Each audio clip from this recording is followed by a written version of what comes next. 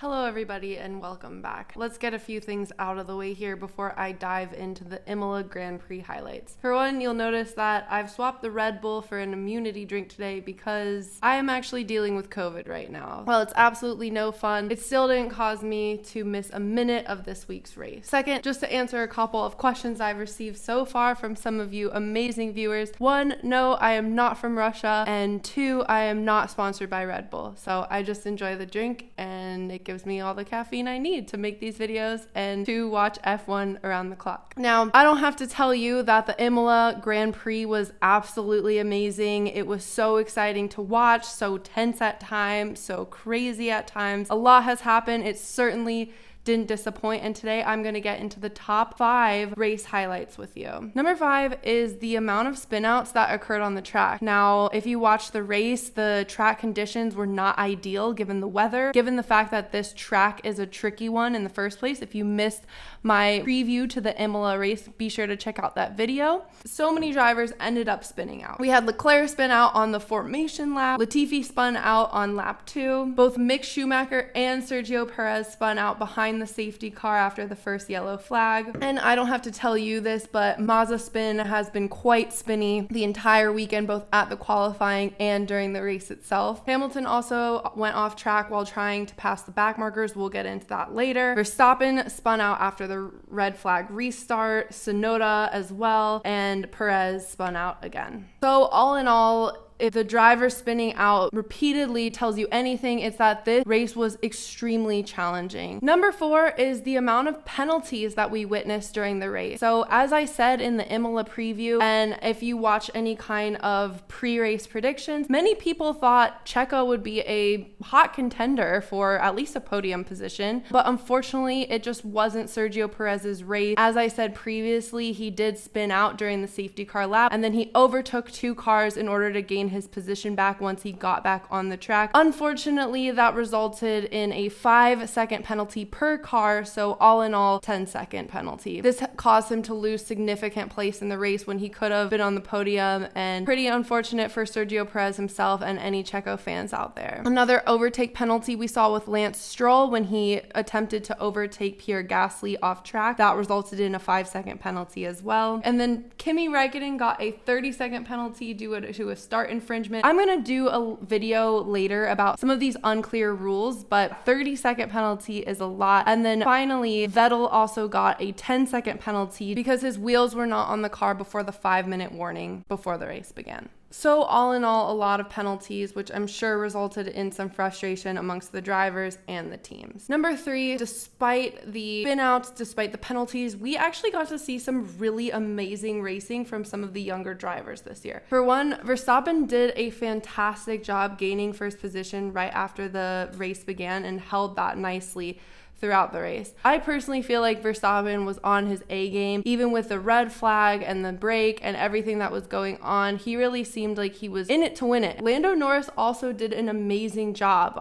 It was really cool to watch the sportsmanship from the McLaren team. Ricciardo gave up his position, let Lando Norris get ahead of him. He then went on to pass the 2 Ferraris and probably would have finished second if it hadn't been for some spectacular comeback from Lewis Hamilton. However, he still took a 3rd place podium position. I'm sure Daniel Ricciardo didn't love giving up his position, but that was really awesome to see, and it was really cool to see what he could do in the car. And finally, I mentioned in my last video that it would be cool to see Leclerc perform well given Ferrari's home turf. Both Leclerc and Sainz did a fantastic job as well, coming in 4th and 5th place. All in all, while there were some hiccups, some issues, and some even bigger problems that came up, which we're about to get into, it was really awesome seeing such spectacular performance from this year's younger drivers. Number 2 was Hamilton's mistake and his subsequent comeback. I don't have to tell you that Hamilton kind of dealt with a series of unfortunate events at the Imola Grand Prix. For one, he obtained some front wing damage after Max Verstappen passed him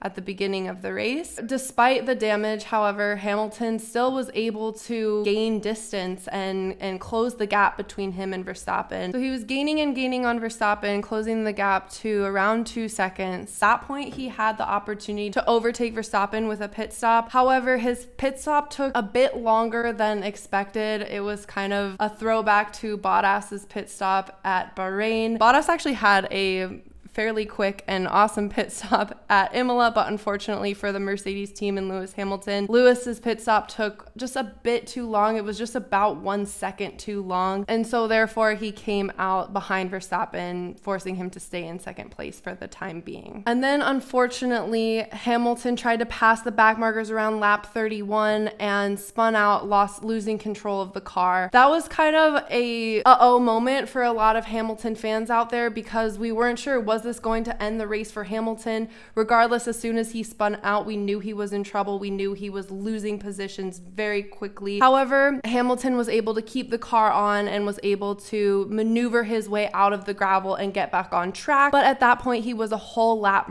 behind Verstappen and was going to have to make up a bit of time in order to compensate for that mistake. Fortunately for Hamilton, while he was both able to keep the car running, shortly after that issue, there was a red flag thrown in there, which allowed him to go back to the pit lane to get his car fixed and then to be in a better position to really zoom his way up to second place. After the red flag and the race resumed, Hamilton went from eighth place to second place, having some good battles with Lando Norris, passing Carlos Sainz, Perez, Leclerc, and eventually finishing on a second place podium. It was really awesome to watch his interviews after the race. He clearly felt very lucky and very grateful to come in second. That was really cool to see Hamilton get his way out of some unfortunate situations. While he said he's only human, he can't be a perfect, amazing racing god all of the time. Finally, the number one biggest, most exciting and terrifying event of the race was the crash between Valtteri Bottas and George Russell, causing both drivers to have to end the race and also causing the red flag to come out, putting a stop to the race while they cleaned all of the debris and the cars off the track. Now, this crash was huge and it was very dangerous, especially because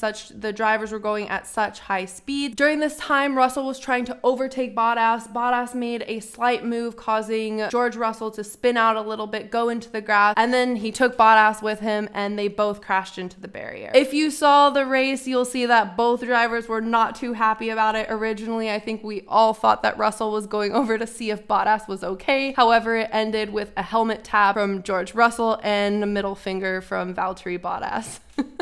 Neither were pleased, but honestly, how could you blame them? If you're going that fast, you crash and you're kind of really shaken up and unsure what's going on, I would be angry too. Now, this brings us to another important point. Both drivers were equally pissed off at the other driver. Valtteri thought it was Russell's fault. Russell was so pissed at Valtteri and thought it was Valtteri's fault. The race stewards have since said that it is a racing incident, that no one is at fault. It was really close. I think if any of you have watched the footage, you'll see that it's pretty in the gray area, but I want to know what you think. Do you think Valtteri Bottas was more at fault? Do you think George Russell was at fault? Do you think either of the drivers could have helped avoid such an issue? Let me know. Either way, it was a really unfortunate second race for both Valtteri Bottas and George Russell. I think that Bottas is really going to have to put in a good race here pretty soon. I'm kind of getting 2020 season Vettel vibes from him right now, and even after the race, during the interviews, he didn't show as much maybe remorse or being beat up for this issue, this incident, and what it's going to cost the Mercedes team. So what do you guys think? Do you think that Bottas is going to make a comeback this season and perform as well, if not better, than he did last season? Do you think he's going downhill? Are you concerned for him? Let me know in the comments, and I'll be back in your feed soon with a new video, hopefully after I've defeated the coronavirus and I'm feeling 100% better. Cheers.